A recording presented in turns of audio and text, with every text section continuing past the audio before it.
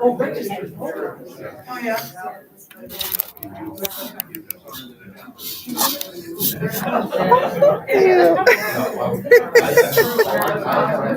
I found him in a resale shop and I was all excited.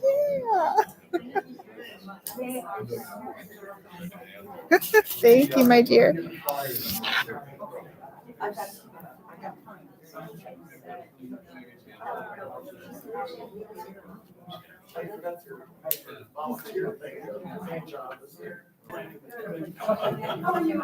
Good. Welcome to Sunday service.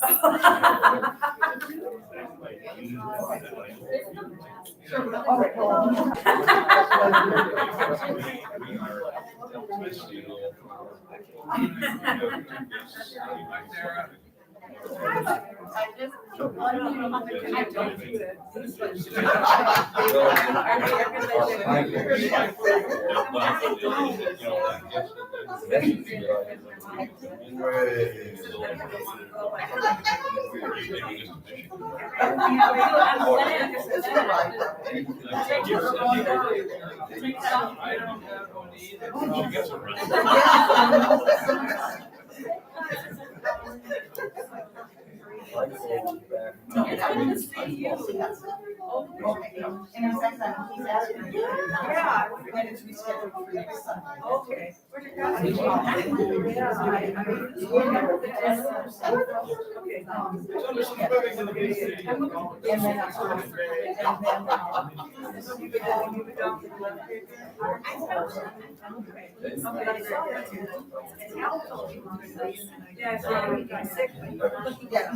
He's had several days.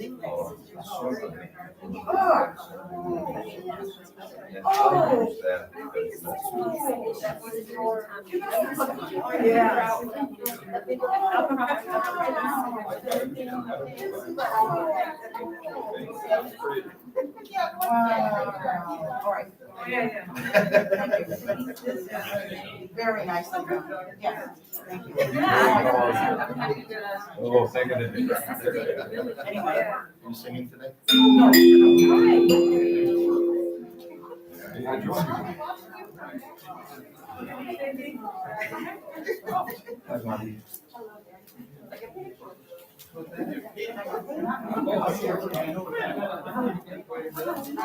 Well, I mean,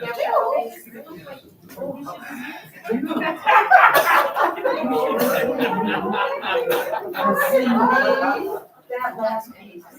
Oh, Nielsen just warmed my heart.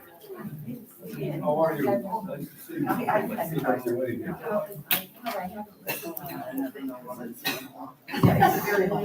Yes.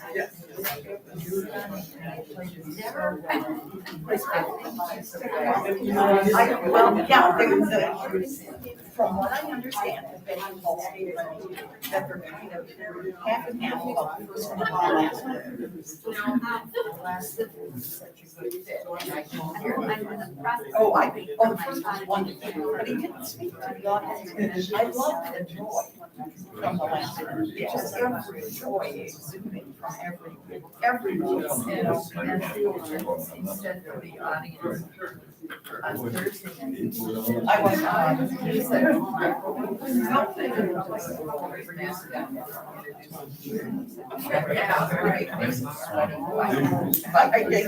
Good. Carries the microphone around for announcements and joys and things. But I asked him when he gets done, he'll put that microphone on the table. And that way, if you want to walk around, interactively, you can take that.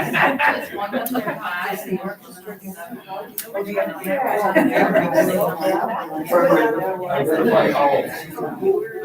Never quite know what we're going to have each Sunday. Just we haven't quite picked up that. so that's Ardo. That's true. Can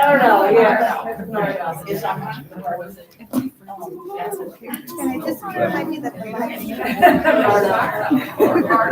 mean, I read the list.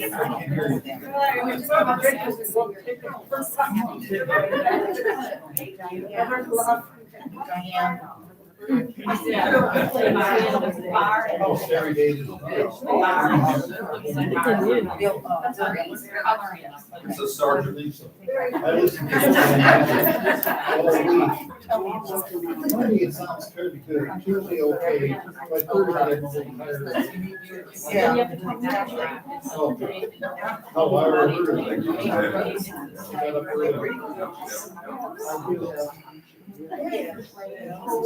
How are you doing? It's all right.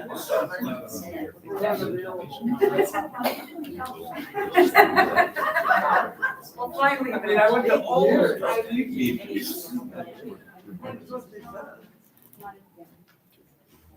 No, let's see what you got. Oh, shit. This is from a company. So I had number 16. So it's been 6 years. What happened was, the original hardware, the guys that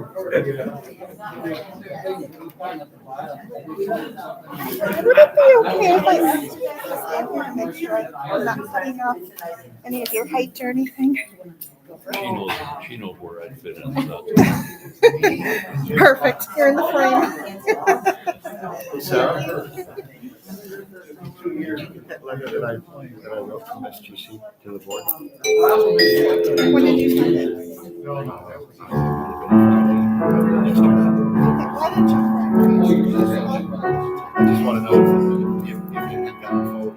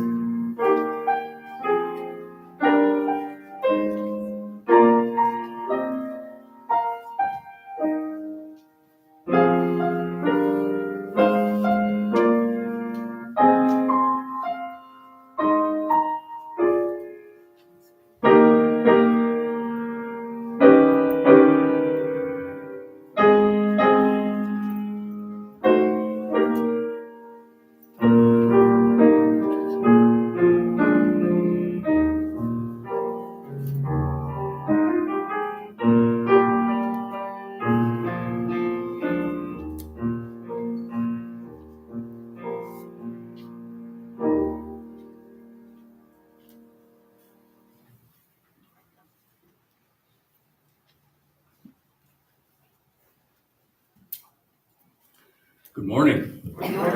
Good morning to everyone who's out there online. We welcome everyone to the Unitarian Universalist Fellowship of Door County. My name is Bob Lindahl, and I'm happy to be your service leader this morning. Although we come together every Sunday to worship, each individual is responsible for cultivating their own spiritual growth and maturity. Unitarian Universalists are there in the youth group at the Pride Parade, covered in rainbows and glitter. Unitarian Universalists are there with the climate activist who is on trial for doing what she sees as necessary to return to a right relationship with the earth. Unitarian Universalists are there in the congregation providing space, child care, and dinner for the coalition that's organizing after the unjust shooting of a young person. Unitarian Universalists are there in the justice team that accompanies an undocumented person to her court dates, raises money for her legal fees, and builds community with her family. Unitarian Universalism is for those who have seen the arc bend toward justice, and also those who doubt that it will ever bend toward justice. But we know that we must be active as if our lives depended on it anyway, because they do. So we have a tradition here at the fellowship of asking visitors if they would feel comfortable to stand and introduce themselves. So do we have anybody here this morning that would be willing to do that?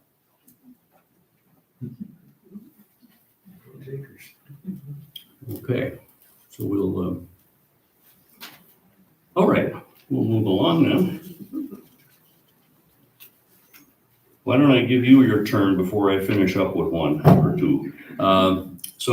Terry will bring the microphone around, and if anyone else has announcements this morning, we ask that you raise your hand and tell us who you are also for the people who are not here with us in person today. Anyone have an announcement? Cindy. Good morning, I'm Cindy Steele, and our pianist friend Colin Welford has asked that I tell you that, because he did get ill a couple of weeks ago, he's fine now. Today's concert was canceled at Ephraim Moravian, but it has been rescheduled for next Sunday at 2:00. And I don't want to make this an advertisement, but if you want more information, come get it. Okay. Will you be there, Cindy? Not as a performer. Oh. Anyone else have an announcement this morning? Okay, thank you. So I'd like to remind you that this is the third Sunday of the month. We traditionally take a third Sunday offering for a particular cause. Our quarterly cause during this last quarter of our anniversary year is the Door County Housing Partnership. You've received information about that in our e-blasts. You know that the partnership has a unique way of pricing housing so people can afford it, and also keeping it as affordable housing after a person should decide to move on. So we would encourage your generous help there in this. We have raised a little over $2,000 so far this month. Our goal started out to try to raise $2,500 in a quarter so we could match it with another 25, but that proved to be a bit skimpy. So now we're just expecting that we'll be able to send on a check for at least $7,500 as we finish the quarter. We're hoping for that. So again, please today, any loose cash in the offering will go toward that. Any check not marked for pledge will go toward that. So we encourage your generosity. And I was supposed to remind something else about that. Article in Peninsula Pulse. That's a very good article about the partnership. Ken? No, just turn off your cell phone. That's how Oh. I was trying to alert you. Okay. Forget the next announcement I was going to make. So that's good. Thank you. So, all right. So we welcome back our speaker today, Tracy Robertson. Enjoyed visiting with Tracy before the service this morning. And we look forward to the message that she'll bring us. Tracy has been a diversity, equity, and inclusion practitioner who served as a co-founder and executive director of a grassroots nonprofit social justice organization in Oshkosh. She travels widely in her consulting business in that regard. And back in 1977, Tracy was included among the 44 most influential African Americans in Wisconsin. This is Tracy's third visit with us, and we are very pleased to have her with us. Tracy will be talking too about her next move, which is to Door County. So we're anxious to hear about what she has to tell us about that. So we're now ready to begin our service.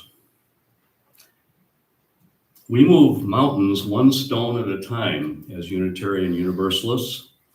Our journey is to transform the big and the small, to transform ourselves, and to transform the world.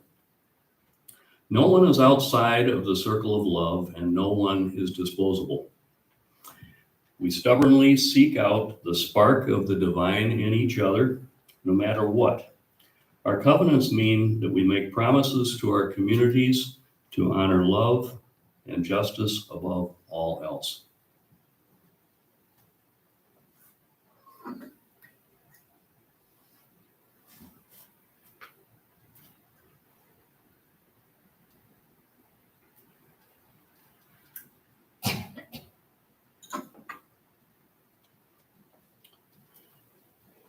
And now, if you'll rise if you're able, and join please in the unison affirmation followed by the doxology. We gather together to seek knowledge and wisdom, to explore freely the vast reaches of mind and spirit, to celebrate within the caring community those truths, ancient and modern, which give meaning and direction to our lives.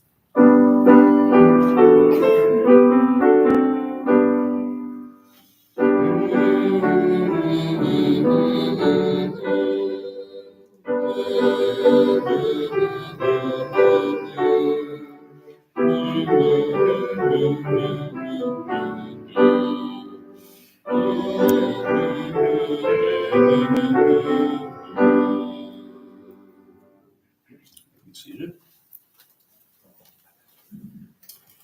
Now we enter into a time of joys and concerns. I think sometimes we don't consider how important a part of our service this is. These aren't just announcements, but these are things that come from our hearts, either joys or concerns. So if you have something you'd like to share, please raise your hand. Dottie.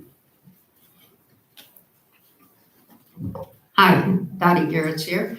I had the pleasure of having several visits this year from godchildren, both from California at different times. And they spent days with me, and we went to Washington Island, had a great time.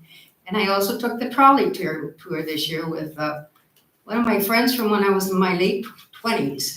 And we just had a great time, and it was really, really good to be together again. Thank you. Okay. Hi, Hilly DeLeo. I've been missing for the last 3 or 4 Sundays. I don't know if you noticed, but I did. I missed being here. I had my granddaughter, her husband, and a 4 and a 2-year-old living with me for 3 weeks. It was great fun, but boy, was I tired.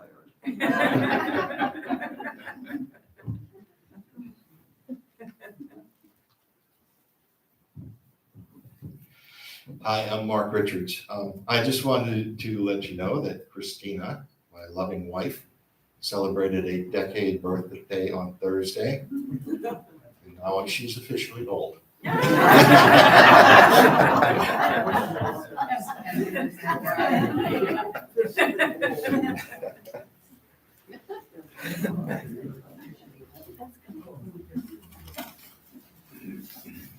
Okay, I second Helene's comment, Peggy Lott. And I've had my favorite youngest daughter, her husband, and 6 and 7-year-old boys, and their lovely dog, who sheds a lot, at my house for 3 weeks. They left yesterday morning at 7:30, and I miss them, but oh, there were so many moving parts. I understand they're watching today on.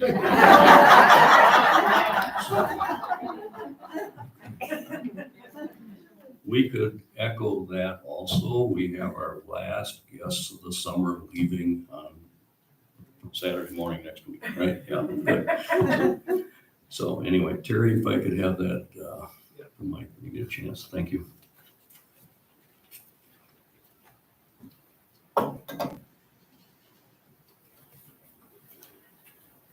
So at this time, we'll take our offering. Please give generously toward the work of our fellowship or our community housing project. Thank you.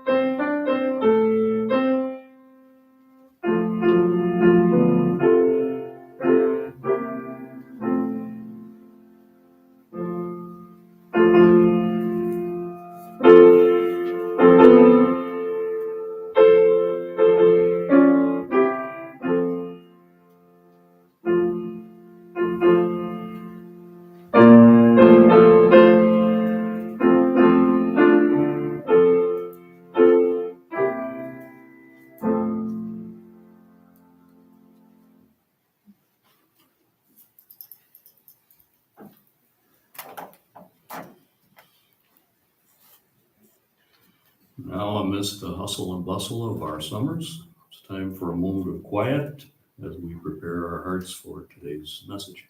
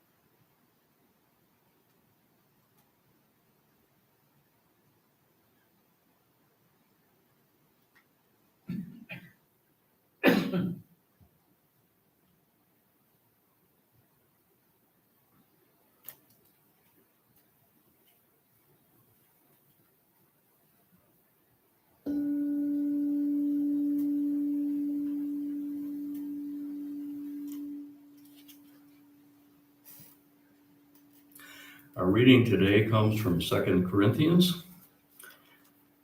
In Christ, God was reconciling the world to himself, not counting our wrongdoings against us, while at the same time entrusting to us the wonderful message of reconciliation.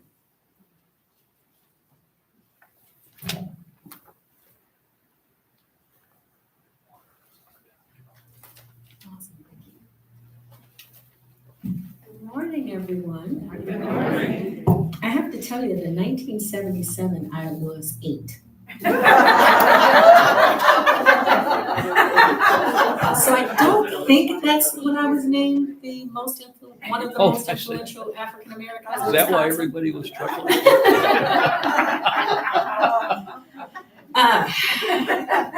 Hysterical. All right. I must look a lot older than I actually am.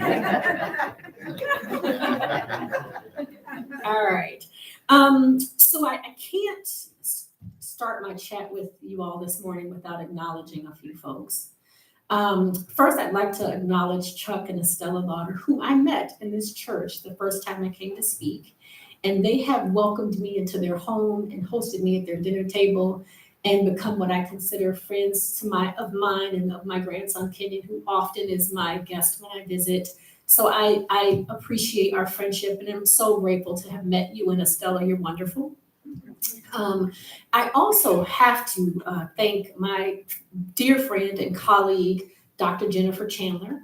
She is a professor at the University of Arizona, ASU, and she is instrumental in my life in this work. And I'm just better because I know her. So I'm so happy that she was able to join us here today. Yeah. So I have to ask some permissions from you as what I consider, this is my third time here. I'm always really humbled that people even want to hear what I have to say. I'm a poor little girl from the south side of Chicago, so I'm always humbled when people want to hear from me. But I feel like we're friends and that you're part of my extended faith community. And so there's some things I want to ask of you this morning. Would that be okay? Sure. All right.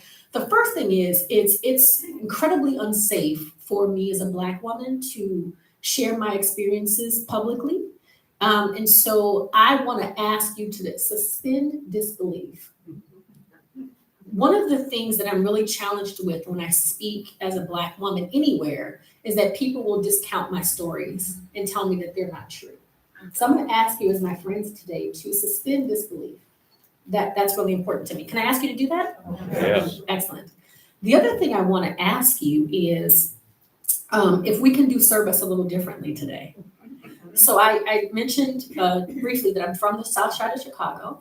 I grew up in a Black church. And in Black church, we do a lot of talking back in our service. You're nodding. How do you know this?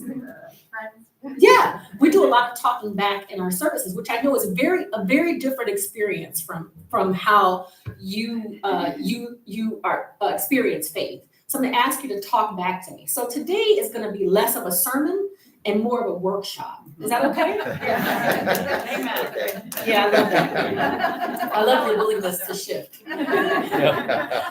The last thing I'm gonna ask of you is I'm really going to, and this is not gonna come to as a surprise to you because I've been here before. I'm gonna ask you to give me permission to push hard. Yes. Yes. Of course. I didn't even have to ask for that. You guys just gave that to me. I appreciate that. All right. So when I was asked to come and speak, I was telling Dr. Chandler this today. I had some reservations. I wasn't sure if I wanted to. Here's why. So what I know about your faith community is that you've been doing this work for a really long time. The UU has been on the cutting edge of social justice issues since its very existence. Is that right? Yes. Yeah. How many of you have been here, I don't know, for more than 20 years?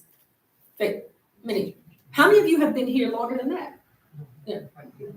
You guys have been doing this work for a long time, and I know it's a core value for you. It's something that you care deeply about, right? Okay. And so I hesitated to come because this is my third time here, and I don't know what's changed. What's different? How far have you moved? Have you moved at all? Are you measuring it? What does movement look like? Who informed that movement? Who told you that if you did X, it would make a change? Did you decide that yourselves, or did somebody decide that for you?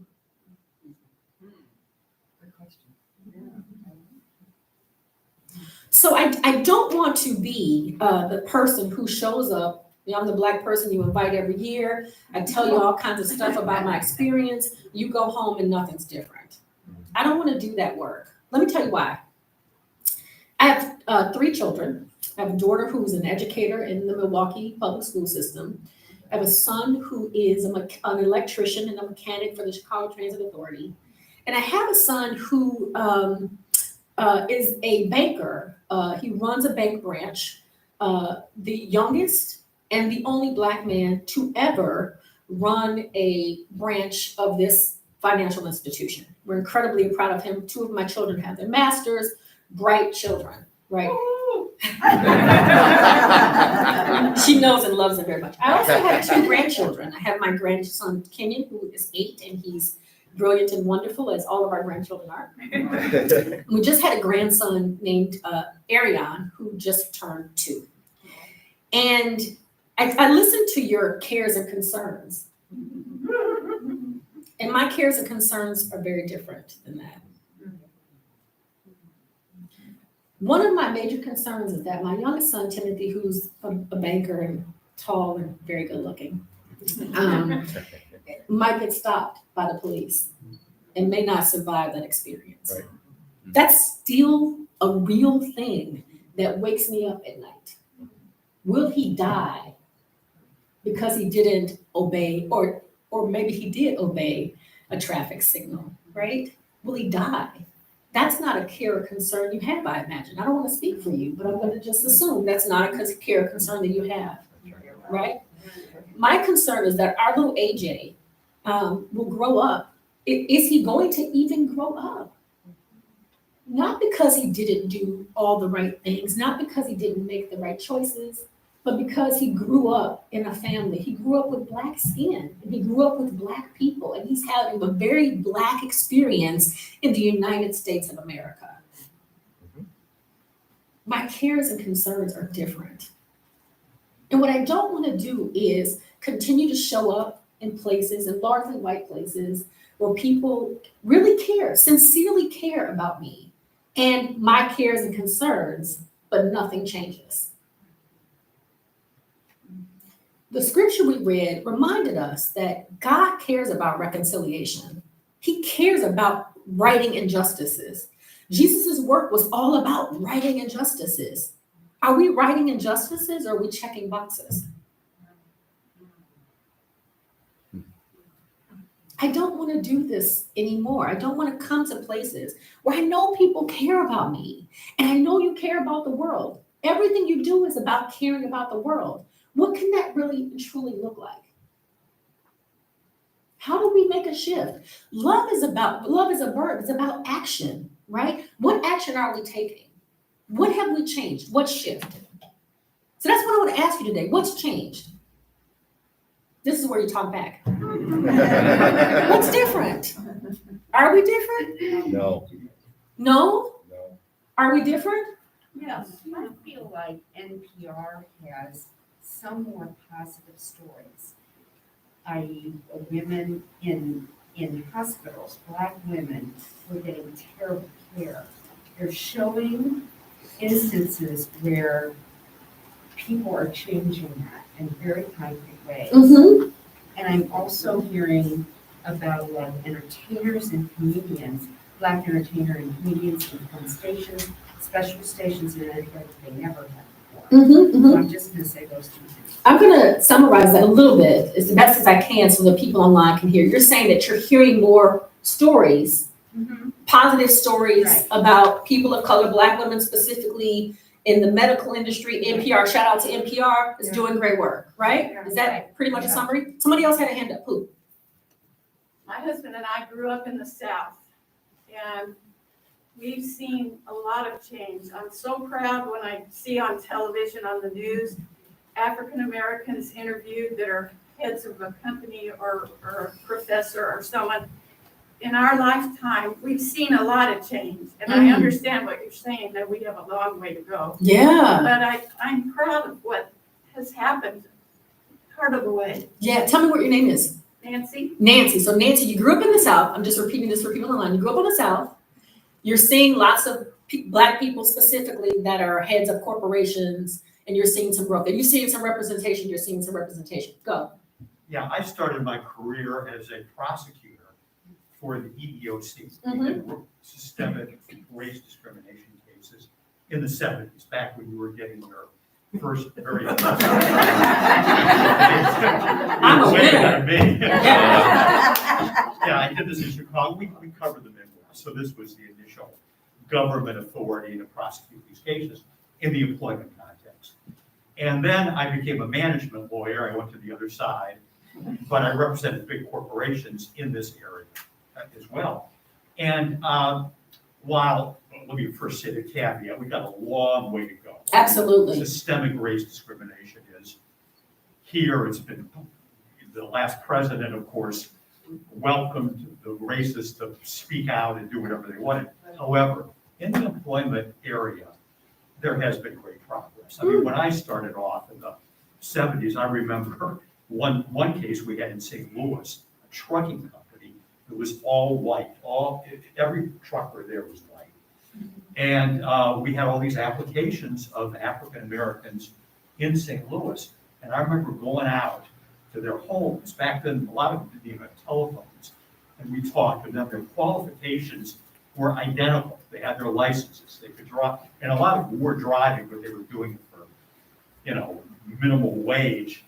And I saw, directly at that point in time, the most blatant employment discrimination. You don't see that anymore. And, well, you may see it, but it's changed significantly. I'm glad you read my face. Yeah. And I've seen it through the years representing big companies and medium-sized companies. Yeah. There has been progress. There's still built-in prejudice you see in corporations, but Yeah. there has been progress. Yeah. And so there are some strides. Tell me what your name is. Rick. Rick. So Rick, you were an attorney Yes, for EOC, correct. and you're saying that you've seen over the years less discrimination in hiring practices and those kinds of things. Am I right? Did I Correct. summarize that? Yeah. What you said was a lot more in depth and profound. I'm just trying to, so people online. Was there one more comment? Go ahead. Yes, well, everybody here knows, because I've been talking about it for a year, that my kids from Milwaukee are moving up here. And it's a very long story about how my kid came to be mine, but he's Puerto Rican and his wife is Chinese. And so they have these two beautiful grandchildren I adore. And I'm being cautioned because they're going to be going to the local school in Fish Creek, in Gibraltar. I'm being cautioned to worry about the fact that they're not white, Mm-hmm. okay? Yes. Now, I don't see much of that here, but I don't go, because COVID, I don't go hardly anywhere anymore. But anyway, so I'm just hoping that everybody who's telling me this is wrong. But I'm scared about it, because my kids they're 6 and 9, Mm-hmm. you know, but then again, coming from Milwaukee, one would think that they'd have to put up with that more in a bigger city. I don't know. Okay. You don't know, you will I don't learn, know. you will learn. You will. Yeah. You will learn, yeah. It's, yeah, and I think the people who have cautioned you have been smart to caution you. Absolutely. They're, Absolutely. and Jennifer says absolutely, yeah.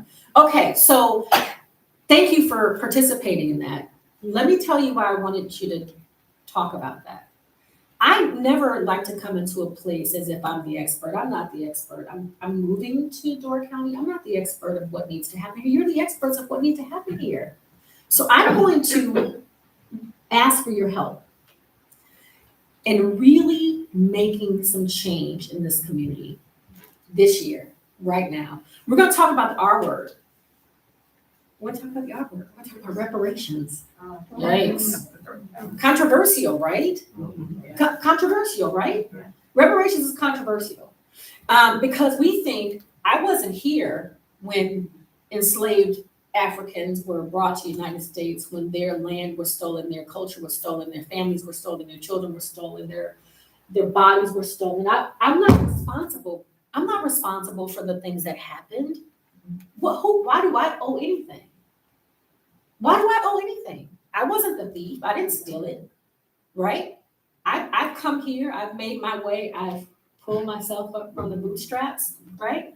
And if I could make it, then anyone could make it. This is the thing we say to ourselves in Wisconsin. I've heard that 100 times this week, right? If I could pull myself up from the bootstraps, why can't you? And I talked to Dr. Jim Chandler about this yesterday. I said, because you stole my boots. Yes. You literally stole my boots. I don't have bootstraps. You stole my boots. And then when I bought new boots, you stole those boots too. Right? And so we have to repair those wrongs. The wealth that has been built in this community was stolen. It was stolen. It literally was stolen. And we all owe a debt. Every single one of you owes in debt for the theft of bodies, for the theft of land, for the theft of culture, for the theft of language, for the theft of literal children. Literal children were stolen. How do we pay that back? How do we pay that back? Is it possible? Do you think it's possible? Yes. Well, to some degree, it might be. I mean, everything you just said is absolutely horrific. It's horrific. There is no one payment that can make up for any of that. Well, I have an opinion. Do you want the opinion? I love it. Okay, Sure. the opinion is some money to help purchase property, because property is what helps build wealth. Property builds wealth. That is one of the things that was stolen, the opportunity to buy property to build wealth. I don't know, I'm trying to figure out how can reparations be made for stolen children? Oh my God, there's nothing that can meet that horror. Yeah.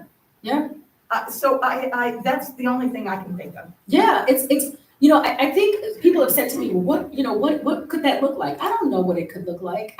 There are people way smarter than me who have figured out the more difficult things. So I don't have the big picture solution. I do have the small picture solution.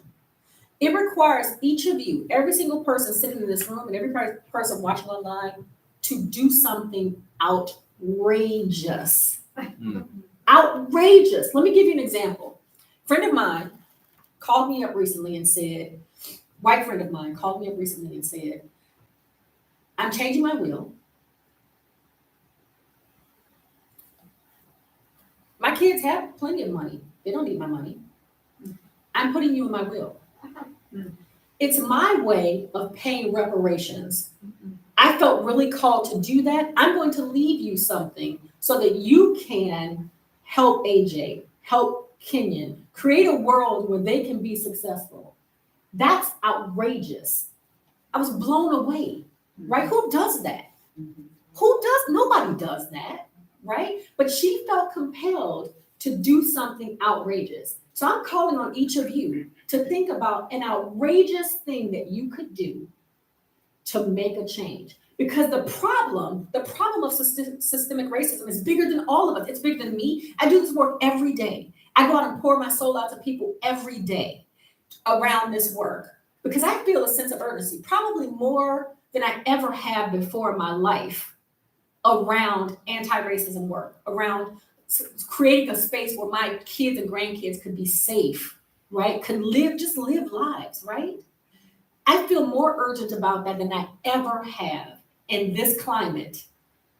You all know what I'm talking about, right? In this climate, I feel more compelled to do more than I've ever done before. So I can't fix the big picture problem. But what I can do is ask the people who love me, who love my children, who love this ministry, who love the world, who care deeply about social justice, to step up your game,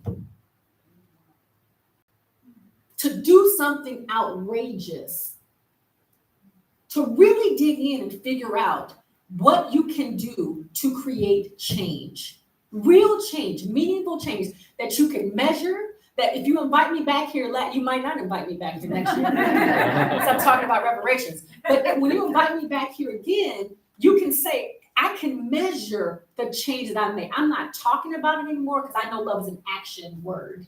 It requires me to do something. It doesn't require me to sit here and shake my head and feel sorry about the stories that Tracy told. It requires me to do something. It requires me to challenge the narratives that I hear at the dinner table.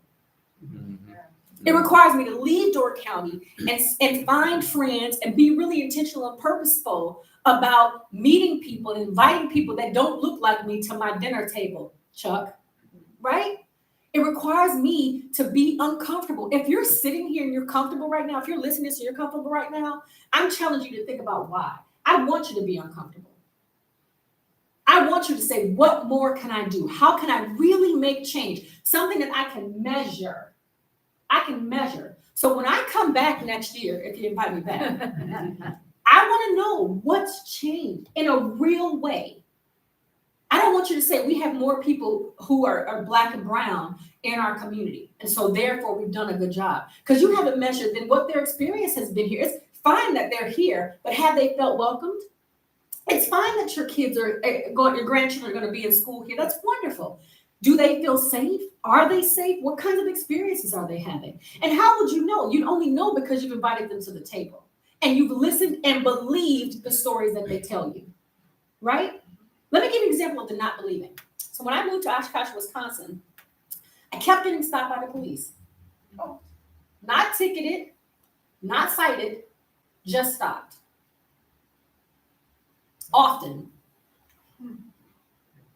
Couldn't understand why that was happening. Why is that happening to me, right? So I went to the Oshkosh Police Department and said, why is this happening to me? What is happening here that I keep getting stopped? Why is that happening? And they couldn't really explain it in a way that I felt was appropriate, but it was happening. So when I would then go out and talk to faith communities, specifically faith communities, about these experiences, people would say to me, well, Tracy, I get stopped at that corner too. So it couldn't be because you're Black. It's not because you're Black. They stop everybody at that corner. A, that's not true. The data shows that that's not true. But B, that's not happening. I've been in this skin for clearly longer than I thought. I've been in this skin for 53 years. I know when I'm being discriminated against. So it's not helpful for people to tell me that the experiences that I'm saying I had are not my experiences. I'm the expert of my Black experience, right? That happens all the time, right? So it requires you to listen and believe. It requires you to think about what more can I do? How can I be outrageous in this space? This is not a season, politically or otherwise, for us to be passive. This is not a season for us to say what we did last year, what we gave last year, how we showed up last year, or 2 years ago, or 3 years ago, is going to make a difference. It's not. I'm exhausted of telling these stories. I'm exhausted of listening to the news and hearing that another person that looks like me has been hurt, killed, wrongfully accused. I don't want to hear it anymore. I don't want to hear it anymore. So I'm asking you as my friends to think about what you can do. I love your point about the employment situation looking different. Ironically, I'm writing an article about that. So what I'm seeing and hearing from people in the Black people in the job market is that employers are saying to them, we want you to produce a thing. We want you to come up with a strategic plan. We want you to produce a product to prove to us that you have the ability to do the job that I'm interviewing you for. First, before I give you a job offer, I want you to produce a thing. I want you to give us your intellectual property for free so I can consider where I'm going to hire you. That's not equitable. And I'm also hearing that there are these really long periods of time for the employment process to be finished. So we'll be making a decision in 2 months. Who do you think can sit around for 2 months waiting for you to decide if I am equipped for the job that you already called me to interview for? Who's going to be the candidates left at the end? They're certainly not going to be Black and brown folks, right? Because we have an urgency to get back to work, right? The fact that you're asking me to produce a thing, to spend several hours researching, pulling together a PowerPoint so you can decide whether or not I'm good enough to hire, that's not equitable, right? You're not saying, give me something you already have and show me that you can do this. You're saying, produce something new for me for free, more of my free labor, and then you'll let me know if I'm okay. That's not equitable. Well, it's not legal, it's illegal under Title VII, if they are only doing it with the African American. They're doing it, good point. They're not just doing it with the African American, they're not just doing it with the African American candidates. They're doing it with all the candidates. But here's the thing. What's the likelihood? Who has the opportunity, the bandwidth, the time, the finances to put that kind of energy into a job that they don't have? What does that person look like? Does that person look like me? So your candidate pool is largely white, right? Right. The people left, the people who have the time, space, energy, bandwidth to accomplish that are not people that look like me. So now you're losing that candidate pool, right? Yeah, and to your point, really, the whole area of affirmative action is going backwards. Oh, I mean, don't even. legally, it's going backwards Yeah. in so many ways. And it really was pretty aggressively forward in the 70s and into the 80s, and then it started to slide both from the government enforcement perspective. I saw it, I lived it, I know what was going on. Mhm.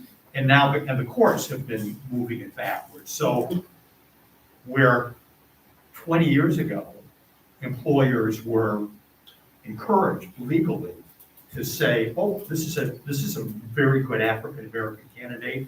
We're not gonna make her or him go through these hoops because we need to get that person on board. Now they are. And this is a real problem, and it's not getting better, it's getting worse with the Supreme Court, with the government enforcement agencies. Yes. I'll give you a lot of details if you're interested Yeah, at so some point, but we've got that's more what work to do. we're. And those systems are bigger than you and I, right? Those systems are big. So what can we do? What can we each do as individuals to make change? So I want to ask you, because I know I've got 5 minutes. I want to ask you, I can talk about this all day. I want to ask you to do some work. Now, I don't know if you're note takers. I'm a note taker, so pull out a piece of paper and a pencil and grab your phone. I want you to take notes. And this is what I want you to think about. What's an outrageous thing I can do in the next 3 to 6 months to make a change? Outrageous, not just the write the check, write the big check, right? Not just the, appreciate the representation I'm watching, right? What can you do to create representation here, right? Not just I'm going to volunteer for the housing project. What can I do to make a difference? What is the one outrageous thing I can do in the next 3 to 6 months? Think about that or write that down. I'm gonna wait. I see people writing. Outrageous. Think beyond what you would typically do. Okay? The other thing I want you to think about, does everybody have that written down? No. Okay. So we're gonna hold this accountable. So what I want you to think about is you're gonna say, I wanna do at blank, whatever the outrageous thing is, insert outrageous thing in the next 3 to 6 months. I'm gonna know it got done because of blank. How will you know it got done? That's really important. How will I know I got done? I don't want to talk about it. I don't think about it. I want to do it. How do I know I got done? That's the second thing. The third thing is, who's going to hold me accountable? You are. I am. I definitely am. But I also want you to find someone that you're with regularly, right? Someone you have access to all the time. So I'm going to say, Jennifer, if I tell Jennifer I'm going to do something, you can guarantee that in about 2 weeks, Jennifer's going to call me and say, did that thing get done? That's the person that you're going to fill in the blank with. So I'm going to do this outrageous thing in the next 3 to 6 months. How I know I got done? I'll know I got done because, well, how are you going to measure that? Right? I used to give $500 to that organization. Now I'm giving them property. Outrageous. We're thinking big, right? Right? Okay. All right. And I'll know I got done because Jennifer Chandler is going to hold me accountable. That's going to be my account. So who's going to be your accountability partner? Right? And then the last and most important piece of this is, how will my faith community know I got it done? I want you to tell your leadership, here's what we've been able to accomplish in the last 3 to 6 months. So next year, when we call Tracy Robertson and ask her to come back, she won't feel like she's just a token Black person that comes and shows up, and we can pat ourselves on the back and say, we invited them. Next month, when the person comes to talk about LGBTQ plus issues and how to support that community, that person won't be your token LGBTQ plus representative. You will have done something. You'll be able to say, next year when I come back and say, what's changed? You'll be able to articulate to me what's changed.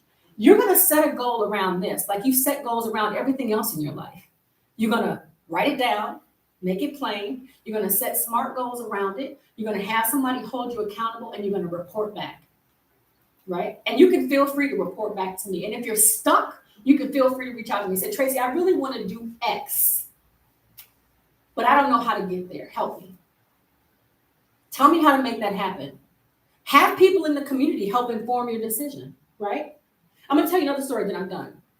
Near my house, there is a community book library. You've seen these free libraries where people come and get books, right? So people have come and got books. And I walk past that every day with my dog. We take our little run past it, and I see the library is always full. Recently, somebody reported that someone was taking the books out of the community library and throwing them in the trash. Here's our community book library. Our high school is right there. So I'm a fan. I do this work because I believe in making right the things that are broken. I don't have kids in school personally. My kids are all gone. But I care about literacy, and I care about people having access to books, right?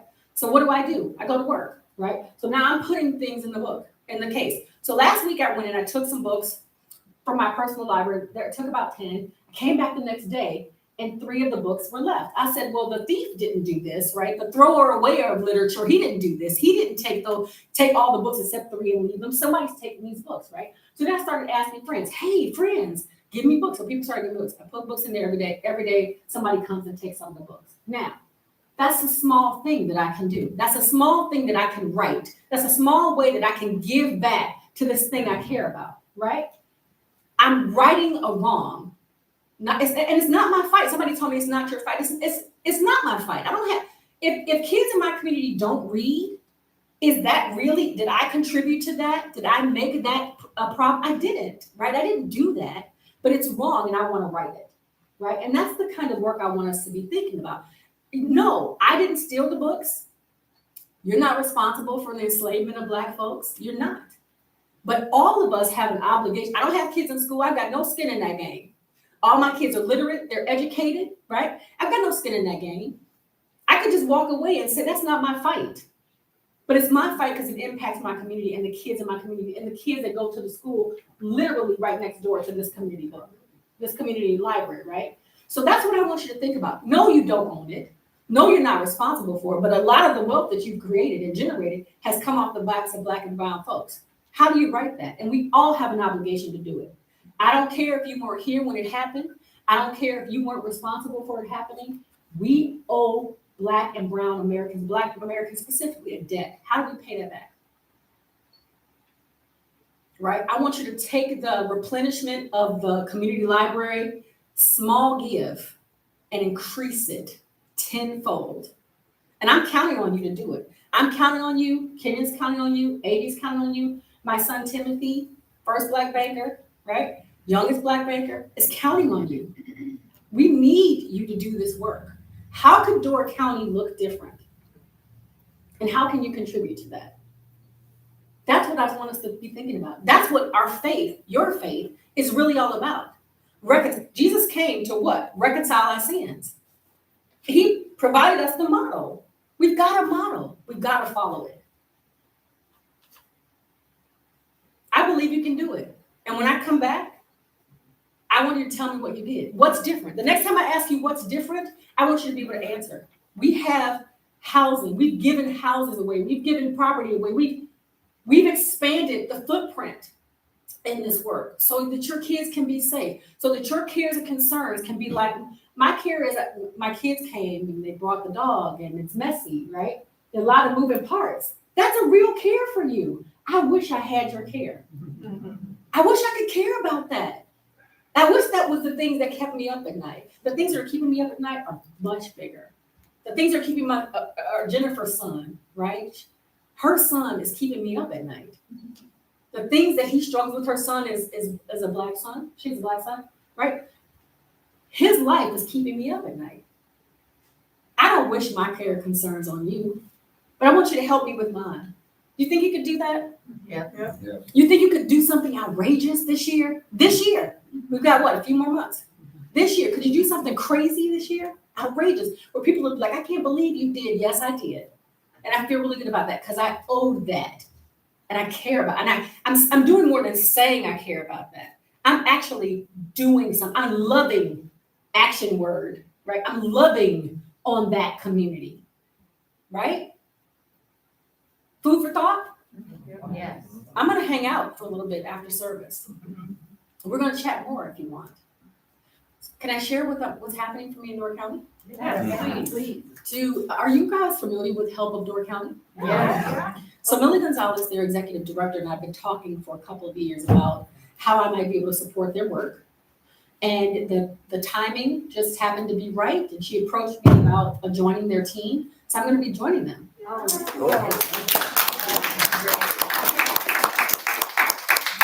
I'm really excited. The goal is to be here in early September, so in a few weeks. So I hope to see you. I hope to hear about the progress you're making. I hope you'll reach out. I hope you'll think about outrageous ways you can support Door in their work, right? And I'm happy to be your neighbor. I'm looking forward to challenging you more and often.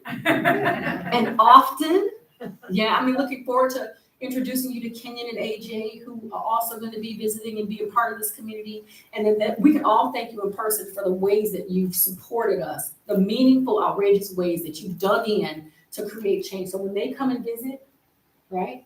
So if they decide to relocate, I think that's highly unlikely, but if that happens, right, and they go to school, grandma and I don't have to worry about if they're going to be okay, if they're going to be safe, if they're going to have good experiences, they're going to be experiencing microaggressions. We don't want to worry about that. We want to worry about the fact that the kids were here for a week and the dog shit a lot. Those are the things we want to worry, right, Grandma? Absolutely. Right, Jennifer? Right, Chuck? Yes. Yeah.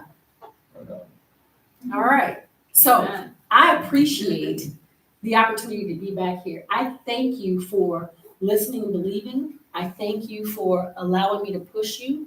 I thank you for thinking about and writing down your goals and objectives around creating a safe space. We've got more work to do. I know there are more challenges coming. There's climate change. There's all these things that are happening in our world, right? But don't let anti-racism and oppression work slip off the table, right? There's so many things we care about. There's so many people we care about. I'm going to ask to be the representative. Please care about us. Please care about our community and the ways in which you can improve the experiences that we're having. Yeah? Yeah. Yeah. Thanks, everybody. Thank you.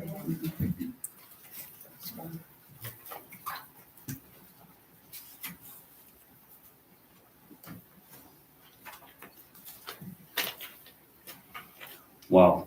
Thank you. And we hope that as you move to Door County, that we You'll come back even before we ask you to speak again. Yeah. Will we ask her to speak again? Yes. Do we know what that means for us then? So we will be having a talk back today. Let's just say that we'll come back in here no later than 10 after 11. So in about 10, 12 minutes or so, we'll come back in after the service is complete. Closing words today are these. The truth is this: if there is no justice, there will be no peace. If we cannot bring justice to this small circle of our individual lives, we cannot hope to bring justice to the world. And if we cannot bring justice to the world, none of us is safe and none of us will survive. Nothing that Unitarian Universalists need to do is more important than making justice real here, now, and where we are. Now, I was going to use that as the lines to extinguish the chalice, but came across something just yesterday that I thought might drive it home even more to us. This is a quote from Frederick Buechner, who passed away this week. He was, as most of you know, a theologian and writer. But, as even as most of us would describe ourselves as retired, I'd like you to think about your vocation when you hear this. You find your vocation at the spot where your deep gladness meets the world's deep need.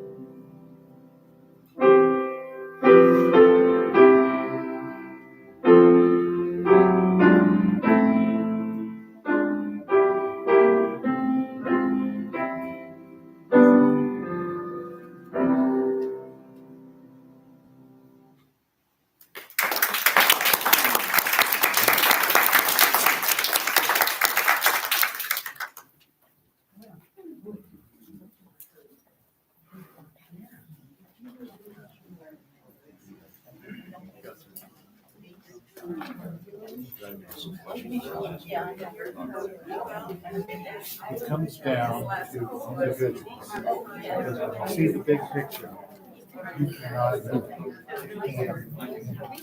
I can do anything I want. Even this community, in a general sense, let me tell you what we have done. We're very interested. We've been in a lot of trouble for years. Yes. Yes, of course. Yes. Thank you. All white people. We have been involved. You know what? You may not know. I do. In Michigan, we have some huge summer program for gifted kids. 3,000 attend this summer, and they have a year-round boarding school for gifted kids. Okay? 3,000. Excuse me. Can I just I'm hungry. Okay, I appreciate you. Okay. 3,000. 40 years ago, my son was there. No black people. Very few black people. help is on the way to the orchestra. Right now, there's significant students, young kids, through high school. That's fantastic. Carolyn, has got 2 scholarships. Now, wait a minute. You haven't heard. I'm listening, I'm just Well, you haven't heard. I'm excited. Set aside for minority students. One in strings and one in piano. And we met, this year we were up there, which was a big donor. And we met 2 students. This year's scholarship winners for scholarships. One is a viola player, African American kid from California, and another is a piano student from Mexico. That makes a difference. That makes a difference. And it cost me over $100,000 to do that, and I'm not a veteran. So it goes back to what individuals, that's an example of outrageous things. And that's exactly what I'm talking about. But I've already done it. Maybe I should have gotten up and told people in here today what was done, because that's the community part. Everything you can do is use stuff. Hey, I'm a clinical social worker. In a meeting, with a group of families, and one of the 13 people told a racial joke. When I got done, I said, Warren, would you have told that joke? It's live. Well, it's still live. I said, no, you're be smart. I said, we don't have any reason to and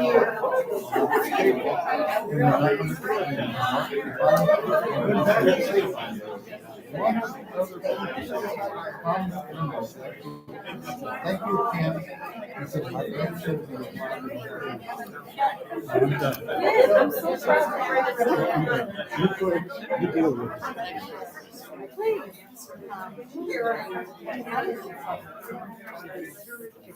It's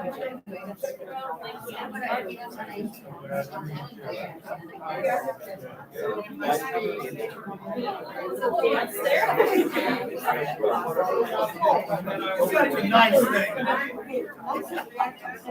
Nobody's gonna need that.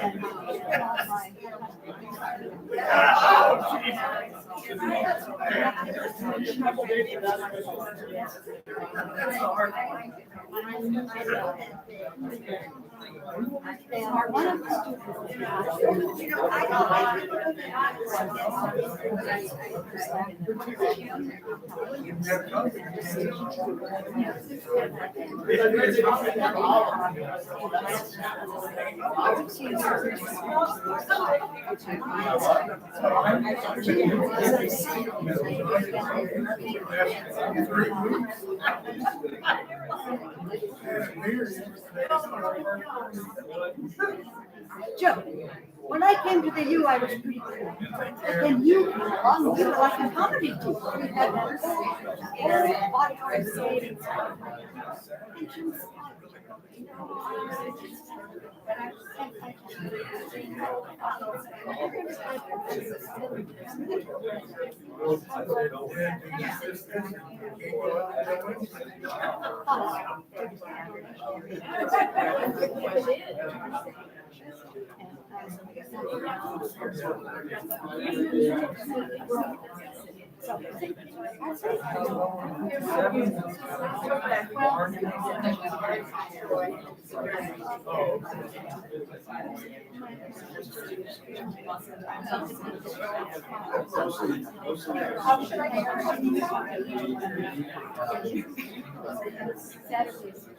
I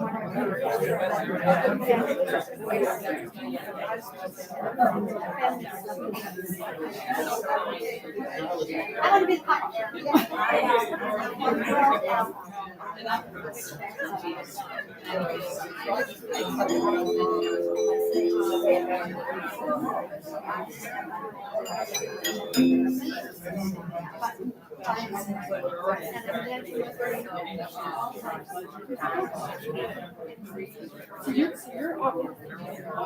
so we're still.